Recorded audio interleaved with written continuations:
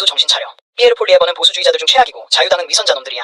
이 모든 쓰레기들이 한꺼번에 모여있을 수 있는 곳, 그게 바로 캐나다야. 안녕하세요. 굿모닝 밴쿠버입니다. 최근 내셔널뱅크 파이낸셜에서 캐나다의 생산성이 심각하게 정체되고 있다는 경고를 국가기관에 보냈다고 합니다. 이른바 잃어버린 7년, 즉 7년 동안 캐나다는 생산성 측면에서 정체되어 있다는 내용입니다. 일본은 잃어버린 20년 혹은 30년이라고 하는데요. 캐나다는 이제 잃어버린 10년이라고 불러야 할 것 같습니다.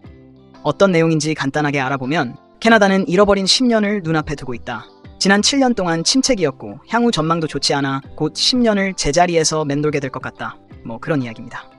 혹시 아직 구독하지 않으셨다면 구독해주시면 감사하겠습니다. 구독과 좋아요는 영상 제작에 큰 힘이 됩니다. 먼저 그래프 하나 보시죠.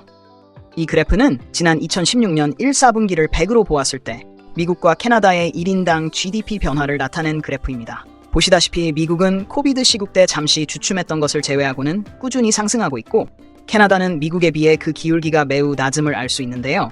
더구나 2021년 코비드 이후의 증가세는 이전에 비해서도 완연히 무뎌져 심지어는 오히려 줄어들고 있는 모습을 확인할 수 있습니다. 결국 2016년, 즉 7년 전과 1인당 GDP가 거의 동일함을 이 그래프는 말해주고 있습니다.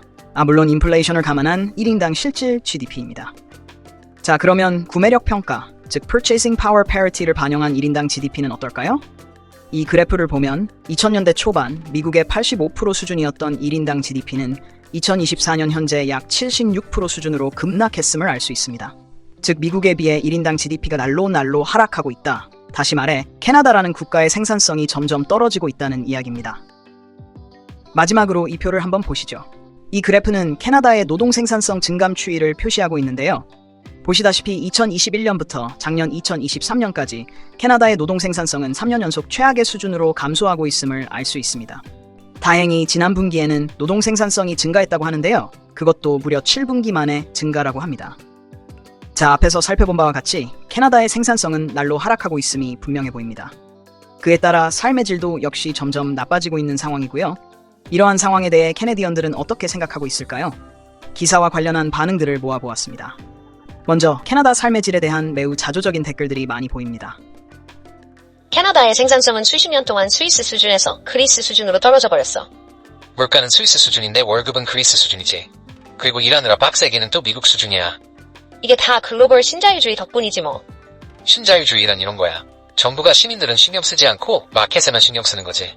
시민들로부터 돈과 자원을 빼앗아 민간업체에게 공공 인프라, 상품, 서비스 및 자원을 재분배하는 짓이야. 그럼 혹시 마켓에도 신경 쓰지 않고 시민들의 삶에도 신경 쓰지 않는 정부가 있을까? 그게 바로 캐나다 정부야. 그래서 난 2012년에 내 주식들을 미국 주식으로 바꿔놓았지. 그러게 나도 8학년 때 자퇴하고 그랬어 했는데 말이야.